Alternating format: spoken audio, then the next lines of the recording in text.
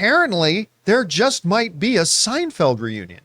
Reunions lately have been all the rage. What was it? Who and Grace? Will and Grace. Will and Grace. Who and Grace. Will and Grace. Who and Grace? Will and Grace. We've got Frasier has got the reunion thing going. It's been all the rage, right? Even X-Files had their, renewal show sort of thing. Well, one of the most popular shows of all time. I mean, you can't have a discussion with almost anybody about what's the greatest comedy show of all time. Somebody's going to mention Seinfeld in the top 3. I mean, it's going to be really, really hard to have a conversation with anybody where Seinfeld is not going to be up there for a lot of people. My wife, Ann, has never seen an episode of Seinfeld and never heard any comedy from Seinfeld, but she heard me talking about how great he is, so she bought us tickets to go see him a while ago, and then we went to go see him again in Vegas. We've gone to a lot of live comedy shows. I've never seen my wife laugh so hard as when we were at Seinfeld. She goes, he's my favorite now, and he's not lost a step. Seinfeld is incredible. Well, apparently, recently, while doing a stand-up show, somebody in the audience, he took some questions, asked if they would ever go back and redo that awful series finale. Because as much as it's one of the greatest shows of all time, the series finale is one of the truly worst series finales in the history of TV. Well, Seinfeld decided to address that, and he said the following, this coming from Variety, where he said, something is going to happen that has to do with that ending. It hasn't happened yet, Seinfeld said to Big Cheers.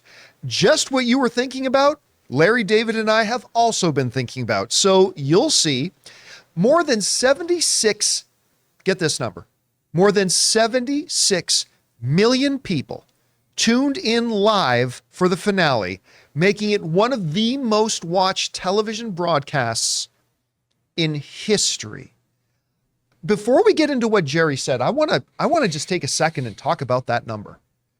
Because today, in the streaming world, they'll puff and parade around, talk about we had 9 million views in the first 18 days. Yay. Or something like that.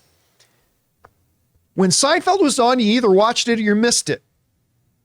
70, not over the course of the first 5 days, not over the course of the first week, not measured out by minutes. 76 million people tuned in to watch the finale of Seinfeld. Still 30 million shy of the biggest finale. Yep. Because MASH was 106 million. I was going to say MASH was that last shot too, the goodbye shot. I still get chills. So good. Much better finale than Seinfeld was. But still, we're talking Super Bowl numbers. Yep. That's the kind of power this show wielded.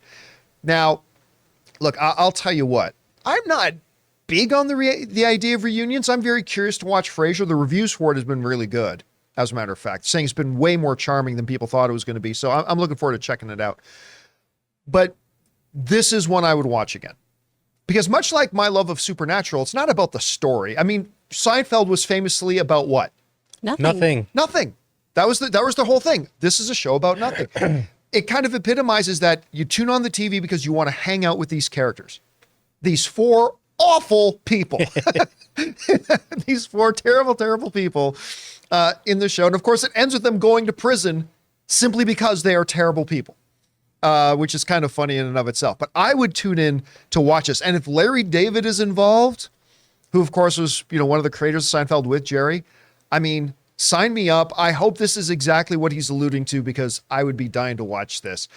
Guys, we want to take a second to thank a sponsor of today's video, Mint Mobile. Signing your life away to a big wireless provider is kind of like being trapped on a roller coaster from hell. Sure, it looks like fun at first. They probably even threw in a free phone, but now you can't get off. Month after month of insane bills and unexpected thrills, like overages and surprise fees. If that sounds like your current big wireless plan, it's time to get off the ride with Mint Mobile. For a limited time, wireless plans from Mint Mobile are just $15 a month. That's unlimited talk, text, and data for just $15 a month. You guys know before I came to Mint Mobile, I was paying triple what I am paying now on the standard big wireless plan, and I will never go back. All plans come with unlimited talk, text, and high-speed data delivered on the nation's largest 5G network. Use your own phone with any Mint Mobile plan and bring your phone number along with all your existing contacts. To get your new unlimited wireless plan for just $15 a month and get the plan shipped right to your door for free, go to mintmobile.com/Campea. That's mintmobile.com/Campea. mintmobile.com/Campea. Cut your wireless bill to just $15 a month at mintmobile.com/Campea. Anyway, Chris, I don't think we've ever talked about Seinfeld. Is Seinfeld a show you and Logan ever watched or anything like that? And what do you think about this? I was a little younger, but I did watch it with my parents. And I remember watching the finale with them and my mom just saying over and over again, oh God, they're just awful. Oh God, they're just awful people. And it was this realization that she had been watching a show about terrible people this whole time, right? Where I guess it just had not occurred to her until it was all done in a montage with them in prison. That's why I was very curious about this we're going to revisit this after that finale. And it makes sense to kind of right the wrongs of it. But also we have a very different audience nowadays too. You've had shows like, Always Sunny in Philadelphia or You're the Worst, where it is really diving into people with bad behavior, but often not in Always Sunny Philadelphia case, but in most shows, trying to find redeemable things about themselves and work on themselves and ultimately failing, which feels very relatable. Schitt's Creek was very much like that. Schitt's Creek did that too. And they did such a good job too of lampooning the right people, right? Yeah. Their whole thing was the small town people could not be these yokels who were bigoted and shitty. They had to be the kind, welcoming, accepting people who had their own picadillos, but they couldn't be the monsters that, Dan and Eugene could lean into every now and then if they wanted to. So I think this is the right time to do it. Like you were saying, it's really, really popular to reboot series right now, but I also think people enjoy watching people behaving badly. And listen, and Seinfeld has remained in streaming, like still one of the highest things, yeah. like not on the top 5 anymore, but I mean, it's always like up there. It's so quotable. It is one of the most quotable series of all time. I mean, Master of Your Domain, the Soup Nazi. Yada, yada, yada. Yada, yada, yada. Exactly. Serenity Now. If someone was sponge-worthy. There's a whole bunch of stuff. I stream Serenity Now like every day. Serenity Now. It is now time for airing of the grievances. Anyway, yeah, I am super, super thrilled about this. I hope this actually does happen because I just think this guy's hilarious. Hey guys, thanks so much for watching this video. Make sure you like the video, leave a comment, and subscribe to our channel. And don't forget, we have a daily podcast called the John Campea Show podcast, available on Apple Podcasts, Spotify, or your favorite podcasting app of choice. Go and subscribe to it today so it'll be there when you need it.